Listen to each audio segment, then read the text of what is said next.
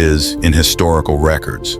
You don't usually find dramatic descriptions of people being unpersoned in the modern emotional sense. Instead, you find procedural language, adjustments, declarations, status changes. The emotional weight is almost absent from the documentation, which doesn't mean it wasn't felt. It just means the system wasn't designed to record it. And that gap between human experience and administrative language is part of what makes these cases so quietly unsettling. Because from one angle, nothing dramatic is happening at all. Just a change in status, just a note in a ledger, just a legal conclusion that someone is no longer part of the system. And yet, for the person affected, everything can change. We'll pause here again in this slow space where identity becomes something assigned rather than simply lived. In the next part, we'll move into real historical examples of people who returned after being legally declared dead, and how societies awkwardly tried to reconcile the fact that the dead person was still standing in front of them, asking questions. But for now, we just stay with this quiet idea that sometimes history doesn't end when someone disappears.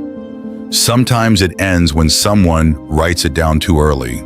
Same calm space, same slow rhythm, same slightly questionable idea that human identity is mostly held together by paperwork and collective agreement. So far, we've talked about people who were declared dead while alive, and people who were still alive but legally removed from society through civil death.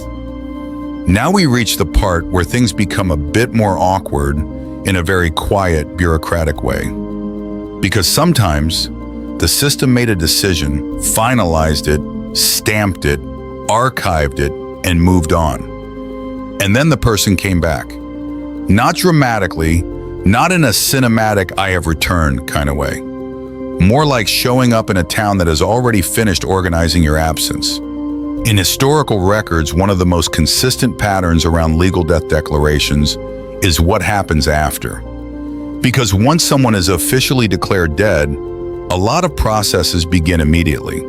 Property is distributed, debts are settled. Marital status may change depending on local laws. Guardianship of children might be reassigned. In short, the system tries very hard to close the file completely, and it usually succeeds. Until it doesn't. Because occasionally, the dead person returns. Sometimes after years. Sometimes after rumors were simply wrong.